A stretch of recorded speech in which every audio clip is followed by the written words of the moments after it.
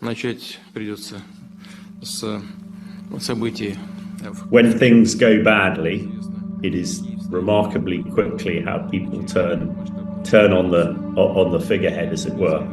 And although Putin does have an iron grip, the fact that so many people are talking and understanding what is happening, I think he will be, he's probably thinking he's a little bit in the last chance saloon. He's got to sort this out very quickly. And if he doesn't, there'll be lots of his gangster chums who'll quite happily, slip something in his tea and take over. So I think Putin is on thin ice, and the temperature is getting hotter. Russia is very beatable. We need the kit. People lost faith in what Ukraine military could do. So I think this is very much a demonstration of actually, we can do this. Putin is calling, cabinet meetings every other minute almost. And he, like Hitler, has got involved in minutiae. Putin is not a soldier. He was a spy.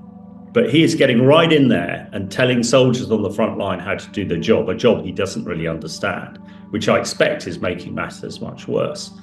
He is also no doubt telling his generals, get forces, get them up there to Kursk to block this gap.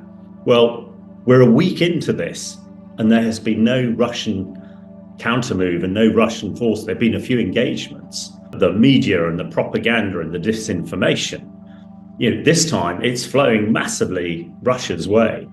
Russia is almost seems to be caught on the hop. Even the mill bloggers and the people in Moscow who are always on the TV saying, what a disaster the West is and all the rest of it. They're silent. They appear to have lost their tongues, which is absolutely amazing. The rank and file in Russia are now hearing about this. Hitherto Putin has told them, I'm the great military strategist. I can defeat everybody. You're absolutely safe. But, well, hang on now. We know that 80,000 civilians are charging eastwards because they're terrified of Ukraine. All we've seen is hundreds, if not thousands, of Russian soldiers surrendering without a fight. Ukraine has completely caught Russia off balance. In a sort of boxing analogy, has hit them hard where it hurts when they weren't looking. And it's becoming, it's an absolute challenge.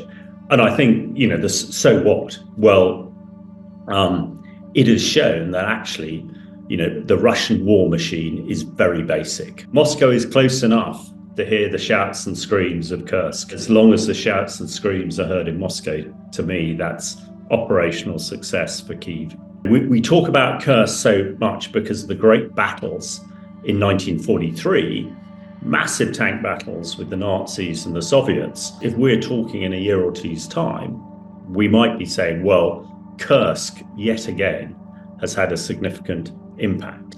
Now that the Ukrainians have proved that actually they can take Russian territory, I think we should soon be in a position where they can come to some sort of negotiation that satisfies both sides.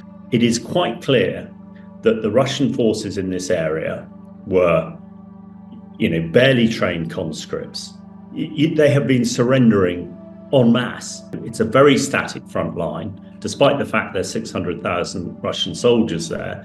They're all conscripts, they're barely trained, they're very badly led, very poorly motivated. The only thing slowing down the Ukrainian advance is dealing with all these prisoners. This is a small tactical battle, but it's having a strategic impact. The troops that were there to defend Russia have completely caved in. I think it's hugely significant as well that the civilians, you might expect a few civilians to pick up their plowshares and sickles and whatever else to try and defend Mother Russia. Well, that's absolutely not happened. Russia has got millions of drones, and at the moment they're being slapped by some tanks and some soldiers. So the principles of war, how you conduct and win wars, haven't changed since the world began. And Ukraine is proving that sort of once again. It's really what has been perfected using tanks and artillery and aircraft all together to achieve success. And it's very good to look at the principles of war about surprise, concentration of force, maintenance of the aim, and a number of other things. But in order to do this successfully, it takes a hell of a lot of training and a hell of a lot of coordination. When I train my regiment, 1st Royal Tank Regiment, to do this sort of type of activity, it took us 2 years to get from the beginning to a point where we'd be successful. I think it has taken the Ukrainians 2 years or so to get to a position where they can confidently operate like this. These 1,000 men in their vehicles have been training somewhere, as I'm suggesting, for months, if not a couple of years, and have got into a position without anybody seeing them, without the Russians seeing them, and without, the Western media seeing them. Over the last few weeks and months, an awful lot of the talk has been about Crimea. A lot of attacks have been into Crimea. Everybody believed that Crimea was the objective. And of course, the Black Sea Fleet has been defeated as well. So this counter-move, as I call it, has caught everybody off guard, not least the Russians. There will be a grand strategic plan with the generals and the security people, secret services, and I'm sure with advisors from the US and the UK and other NATO countries in Kyiv to try and shape the battle. Ultimately, Ukraine wants to get into a position where Russia has to come to the negotiation table with the potential of big losses.